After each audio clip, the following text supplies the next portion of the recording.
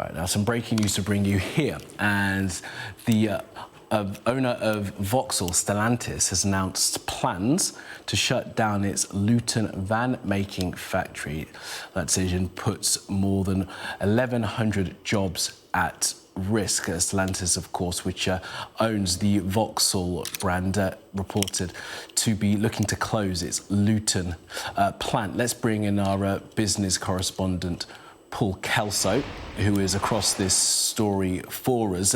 Paul, do we have any more detail yet on this? Just catching up with it now, Kamal. This is a significant moment in both very specifically for Vauxhall workers and those in the supply chain around Luton, where it is planning to close its car plant. It's been making vans there, commercial vehicles for many years. It's been through some ups and downs, threats of closure in the past, but news this afternoon that Stellantis, which is the international group that owns Vauxhall amongst its well-known car brands, is proposing to close that Luton plant and consolidate its UK production at its plant in Ellesmere Port, where they make small commercial vans, light commercial vehicles, as they're known. They've already announced the transition to electric vehicles at Ellesmere Port. That was the subject of consultation a few years ago.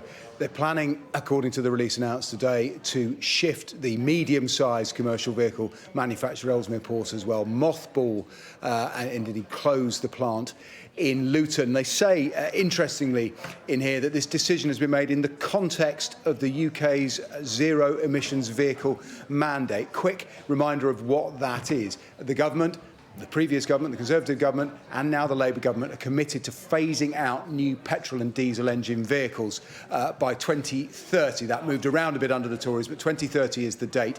Every year until then, manufacturers have to hit a certain percentage of their manufactured vehicles have to be electric, or they will face fines. The UK car manufacturing industry, all the big manufacturers based in the UK, have been complaining pretty loudly about that. They say the demand is not currently in the market to support these targets.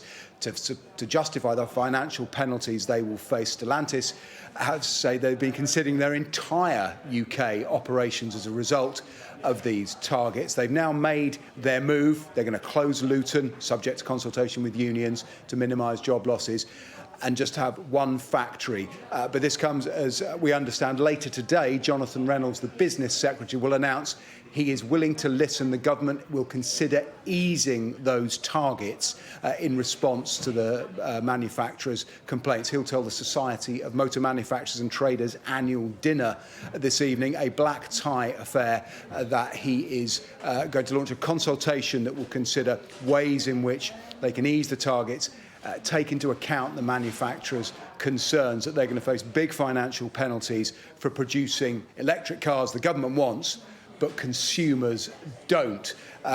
Whether those actual targets, the numbers of vehicles each year that produce, will be eased, or whether there'll be some fudges around the edges, way in which they can offset their carbon emissions. But this is the big battle now in the vehicle space, in the new car space. The move to electric vehicles, the transition, is now meeting the inflection point where the demands made by government in the interests of net zero are bumping into the reality of a market that doesn't seem to have the same demand it needs to among consumers. The cars are simply too expensive, and without, perhaps, there's no subsidies, there's no incentives in the UK market at all for private consumers to move to electric vehicles. There are tax incentives for fleet vehicles, for company cars, and there are some too in the commercial van space. If White Van Man can go green, that's what Stellantis and Vauxhall are banking on, that will do some of the work of getting emissions off the road and electric vehicles onto the road.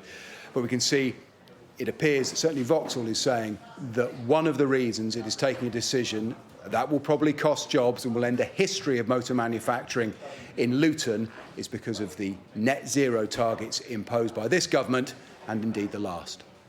And Paul, it's really interesting that you say that Johnny Reynolds, is the business secretary, is considering some of these issues. I mean, it was just, last week that Ford announced that it was going to cut jobs, some 800 jobs, because of weaker demand for electric vehicles. Nissan has also said that the demand that that regulation that you told us about from this government in the last was undermining the business case for manufacturing in the UK. Stellantis have now pulled the trigger, it would seem, and have decided to close this plant. Some 1,100 jobs at risk. Are we clear at all whether the people that work in that Luton plant are going to be folded into other parts of the business, or is that it? And it's going to be a case now that those people and that industry is just gone from there and those jobs need to be found elsewhere? Well, they're certainly going to try, and we're just getting this information through now. I'm going to see if there's any detail here I can pick up as we speak about the plans for those jobs. They do make their point. There will be, they talk about a comprehensive support plan for impacted employees in Luton, including hundreds of jobs to be relocated to Ellesmere Port. So they're trying to reduce the impact on jobs, but it seems certain that it would be strange for a consolidation to end up with every job saved. That's usually not the point. If there were enough jobs, if there was enough work to support two plants, there would be enough jobs. So I think we can expect jobs to be lost. But we have here, you've just run through the roll call there, 800 jobs going at Ford. Nissan, the biggest manufacturer and a darling of successive governments. I've been to see at least 3 prime ministers at vehicle launches or announcements at Nissan's plant in Sunderland, connected with electrification of one sort or another. But even they are speaking out despite the generous support they've had from the taxpayer one way and another. And what you have here is business pushing back. Think of the context of this week, CBI yesterday with Rachel Reeves facing a pretty hostile audience as business has been hammered, as they would see it, with bearing the lion's share of tax increases the Chancellor imposed. And now we have one specific sector, one that governments usually take very seriously. There's not only is there a great deal of economic activity and GDP generated by the motor industry, but there's clout and there is prestige associated with the British car industry. Here we have an industry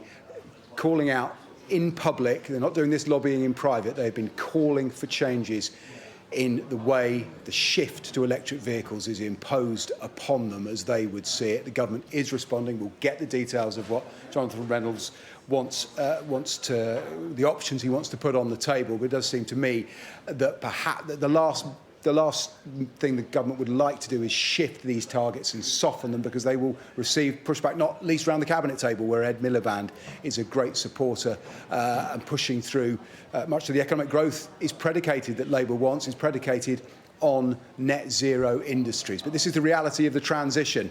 One side of the road is okay, the other side of the road, everything will be fine. But getting there, the transition, is going to be painful for some industries, and consumers are going to face choices that at the moment they might not be able to afford. And that's where we are. We are in the middle of the road. And in Luton, they are no longer going to be making vans for very much longer.